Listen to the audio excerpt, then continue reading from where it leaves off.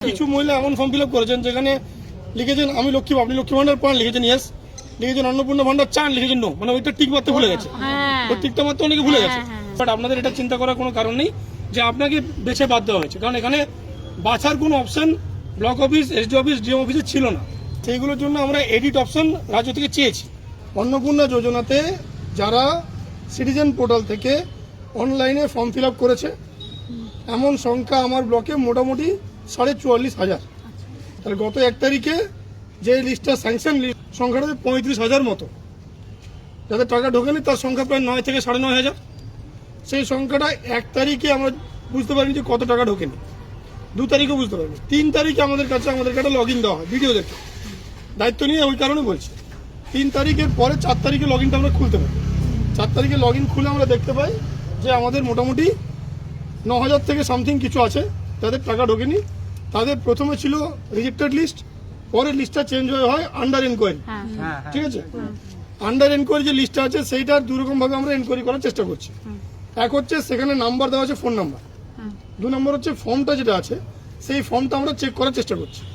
Form check করে ফর্মের মধ্যে সব যা যা ফিল আপ করেছেন সেটা আমরা সব যদি ঠিকঠাক পাচ্ছি আমরা এনকোয়ারি শুরু করছি। আজকে আমরা প্রসেস করব, কাল থেকে শুরু করব। আশা করি আপনারা কাল থেকে 2-5 জন 10 জন 20 জন করে ওই মোবাইলে যে আপনাদের আসছে সেখানে দেখতে পাবেন আন্ডার এনকোয়ারি ডান বা এরকম কিছু একটা দেখাবে। আপনারা যে ফর্ম ফিল আপ করেছেন সেটা আগে আমরা দেখবো, আগে থেকে যতটা সম্ভব আমাদের লেভেল থেকে চেষ্টা করবো। যেখানে দেখবো কোনো ভুল আছে, কোনো ইনকমপ্লিট ফর্ম আছে, কিছু আছে, সেক্ষেত্রে আমরা চেষ্টা করবো ফোন করানো। ওই নাম্বারে যদি আমাদের কাছে 2টো জিনিসই আছে, মহিলার নাম আর ফোন নাম্বার। বাড়ির যে অ্যাড্রেস পেয়েছি সেই অ্যাড্রেসটা অনেক লম্বা, পুরো অ্যাড্রেসটা টাইপ করেছেন, পুরোটাই চলে এসছে। কাজে সেখানকার কোনো মেম্বার আপনাকে যোগাযোগ করতে পারে, অঙ্গনওয়াড়ি দিদিরা যোগাযোগ করতে পারে, তারা আপনাদের সঙ্গে যোগাযোগ করবে। আমার ব্লকে যে 9,000 আছে এটা যতটা সম্ভব আমি চেষ্টা করছি ফিল্টার করে দেখে কতটা তাড়াতাড়ি করা যায়, বাট এটার জন্য কিন্তু টাইম লাগবে। প্রাথমিকভাবে আমাদেরকে বলা হয়েছে যে এটা আগামী 7 দিনের মধ্যে কি হচ্ছে স্টেট দেখতে চাইছে, যে কে কীভাবে করছে। এটা ব্লক টু ব্লক ভ্যারি করছে। কোনো ব্লকে প্রত্যেককে ফোন করছে, ফোন করে বলছে আপনারা ফর্ম নিয়ে আসুন, আমরা ফর্ম দেখবো, চেক করবো। আমার ব্লকে যেহেতু বেশ কিছু ফর্ম আছে, বেশ কিছু ফর্ম অনলাইনে দেখা যাচ্ছে, কাজে আমি এক্ষুনি আপনাদেরকে ফোন করে জ্বালাতন করছি না। তার কারণ এখন যদি আমি ফোন করি 9,000 মহিলা যদি আমার কাছে চলে আসে আমার অফিসে দাঁড়াতে দেওয়ার জায়গা হবে না। টোটাল আপনারা যা দাঁড়িয়েছেন সেখানে হয়তো 150 জন লোক আছে, তাতে এই অবস্থায় অফিসে তো জায়গা নেই। প্রথমে আমরা আমাদের লেভেলে স্ক্রিনিং করে দেখছি আমাদের অফিসার দিয়ে ফুল টিম নামিয়ে, তারপরে যদি প্রয়োজন পড়ে আমরা কিছু লোককে ফোন করব, কিছু জনের বাড়িতে লোকও পাঠাবো। কারণ যে ক্রাইটেরিয়া বলা হয়েছিল তাতে বলা হয়েছিল যে ছোট ছোট কথা মানে জিনিস ছিল, আপনাদের বয়স 25 থেকে 60 হবে, আপনারা কোনো সরকারি চাকরি করে এমন কোনো মহিলা পাবে না, ইনকাম ট্যাক্স দেয় এমন কোনো মহিলা পাবে না, আর ভোটার লিস্টে নাম বাদে তারা কেউ পাবে না। এই বাদ দিয়ে কোনো ক্রাইটেরিয়া আমাদের কাছে ছিল না।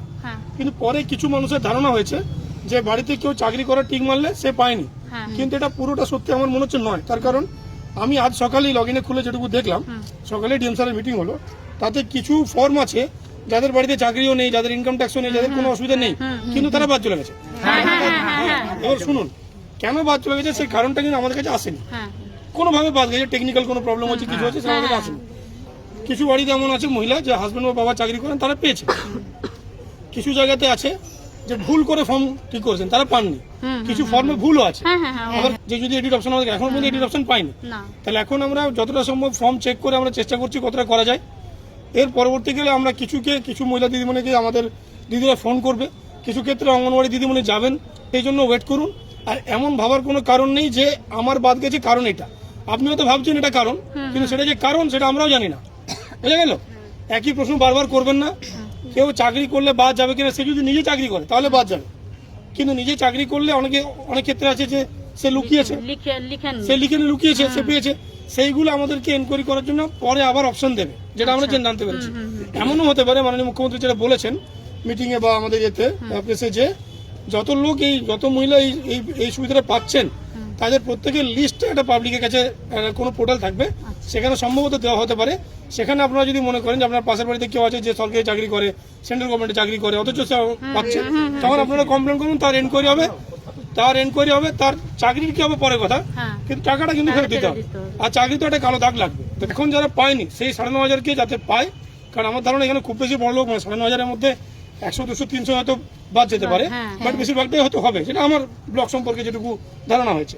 কাজে এটা নিয়ে আপনারা চিন্তা করবেন না। আপনাদের মোবাইলে যদি পোর্টালে এটা আপলোড করেছে যে যেহেতু আপনার প্রথমে ছিল রিজেক্টেড লিস্টে ছিল সেটা দেখাচ্ছিল, তারপর আপনারা এসছেন এখন আন্ডার এনকোয়ারি, এরপর এনকোয়ারি ওকে হলে কি হবে সেটা আমি এখন জানি না, কিছু একটা হয়তো হতে পারে যেটা আপনারা দেখতে পাবেন, যদি দেখতে পান তাহলে তো বুঝেই যাবেন যে হচ্ছে, আর যদি দেখতে না পান তাহলে অন্তত পক্ষে 15 তারিখের পর ইন্ডিভিজুয়ালি একজন দুজনকে জানাবেন।